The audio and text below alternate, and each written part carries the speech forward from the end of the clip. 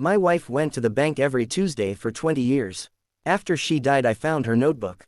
My son, For 20 years, my wife left the house every Tuesday at exactly 9:10 a.m. Same coat, same calm smile, same excuse. After she died, I found her notebook. And in that moment, I realized I had never truly known the woman I loved. Or what my own son was hiding from me. I want to tell you about Mary first. Not the secret, not the notebook. Mary. She was the kind of woman who folded towels the same way every time, who remembered birthdays without reminders, who spoke softly but with purpose. When life hit hard, and it did, more times than I can count, Mary became the steady ground beneath my feet. We were married for 33 years. 33 ordinary, beautiful, sometimes exhausting years. We raised our son, Daniel, together. Only child, smart, quiet, observant. He had Mary's eyes and my stubbornness. From the outside, we looked like one of those families people describe as solid. No scandals, no drama, just routines. And Mary loved routines. Every Tuesday morning, without fail, she went to the bank. I remember noticing it early in our marriage. At first, I thought nothing of it. Back then, we were young, saving for a house, juggling bills.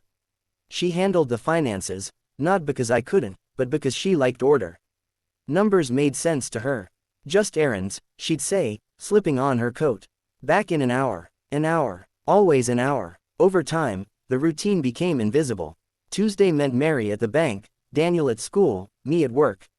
Life moved on. Years passed. Promotions, arguments, reconciliations, holidays, losses, wins. The bank visits stayed. Sometimes I'd tease her. 20 years of errands. You must own the place by now. She'd smile, but it never reached her eyes. Some things are better kept consistent, she'd reply. That should have been a red flag. But when you love someone long enough, you stop questioning the shape of their silence. Mary never came home upset from the bank. Never happy either. Just neutral. Like she'd stepped into a different version of herself for 60 minutes and left it there. Daniel grew up watching this too. I didn't realize how closely until much later. He adored his mother. Not in an obvious way. Daniel was never overly affectionate, but in a quiet, protective way. If Mary was tired, Daniel noticed. If she forgot something, he remembered. They shared looks across the dinner table that I didn't understand, small moments of understanding that felt private. I told myself that was normal. Mother and son. Then Mary got sick. It happened slowly. First the fatigue, then the tests, then the long, careful conversations where doctors used words like manageable and progressive in the same sentence. Through it all, Mary remained composed. She still went to the bank on Tuesdays. Even when walking hurt, even when breathing took effort. I can skip it this week, I offered once, genuinely worried. She shook her head. No, I need to go. Need, not want. Daniel started offering to drive her. She refused every time. I'll manage, she said. I always have. Those words echo differently now. Mary died on a quiet Thursday night. No dramatic final speech. Just a hand squeeze, a soft breath, and then nothing. 33 years reduced to a still room and a sound I can't forget, the flat, empty silence after a hard monitor stops. Grief changes time. Days blur. Nights stretch. Daniel stayed close, handling arrangements, making calls, being strong when I couldn't. I leaned on him more than I realized. A week after the funeral, I began sorting through Mary's things. Not because I was ready, but because leaving them untouched felt worse. Like pretending she might walk back in. That's when I found the notebook. It wasn't hidden. That's what unsettled me most. It sat in the back of her wardrobe, tucked between scarves she hadn't worn in years. Plain black cover. No title. No lock. Inside were dates. Tuesdays. Every Tuesday. For 20 years. Each page had a date, a time, and brief notes written in Mary's careful handwriting. No emotions. No explanations. Just observations, names, numbers, initials. Some pages were blank except for a single sentence. He was late today. Asked too many questions. Daniel seemed nervous. That last one made my chest tighten. Daniel. My hands started to shake as I turned the pages. The entries became more detailed as the years went on.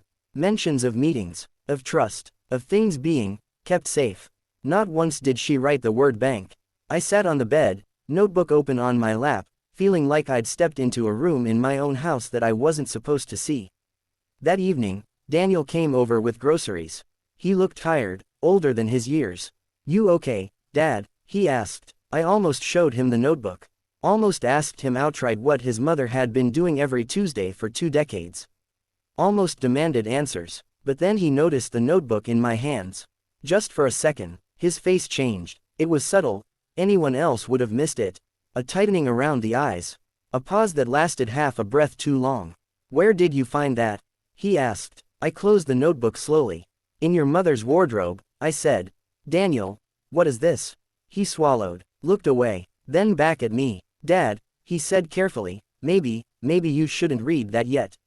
Yet, that word landed heavier than any confession. I stared at my son, my only child, the boy I raised, the man I trusted, and for the first time, I felt something colder than grief. I felt like I was standing at the edge of a truth that had been waiting 20 years to be seen. And whatever was written in that notebook, Daniel already knew. I didn't answer Daniel right away.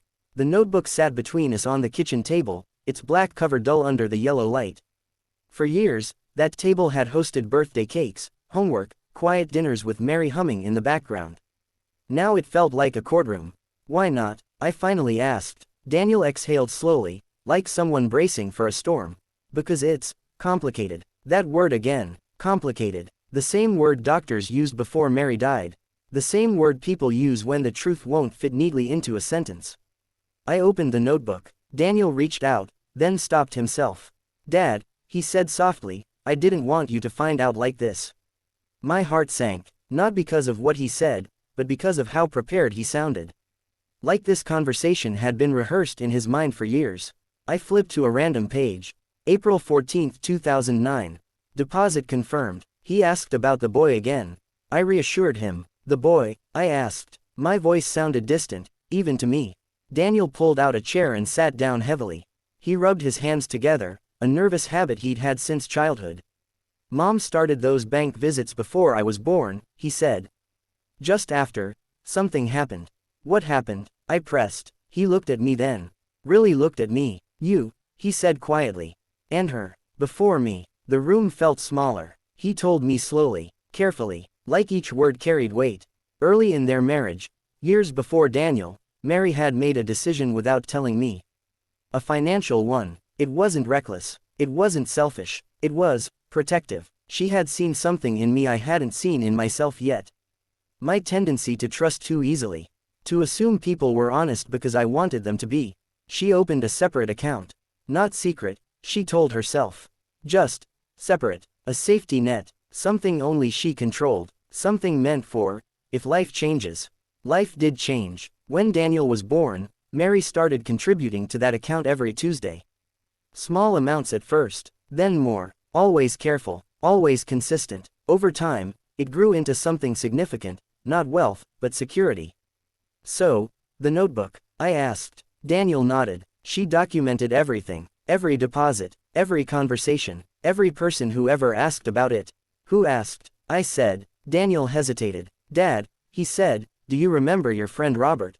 Of course I did. Robert had been part of our lives for decades. Barbecues, holidays. He helped us move houses. Laughed with Mary. Taught Daniel how to drive. When Mary got sick, Robert checked in more than anyone. A friend. A constant. "Yes," I said. "What about him?" Daniel's jaw tightened. "He knew about the account." My stomach dropped. "How?" I whispered. "Because Mom trusted him," Daniel replied. At first, Mary had confided in Robert years ago, casually, she thought. Mentioned the account, the routine, the bank visits. Robert listened, asked questions. Too many questions, according to the notebook. That's when Mary started writing things down. That's when the tone changed. Robert had suggested, helping manage it. Suggested legal advice. Suggested changes that didn't sit right with her. She didn't cut him off, Daniel said. She just watched him. Documented everything. I remembered the notebook entries now. Asked too many questions. Pushed again today. My chest felt tight. "And you?" I asked. "Why are you in this?" Daniel looked down. "Because Mom brought me in when I turned 18, he said.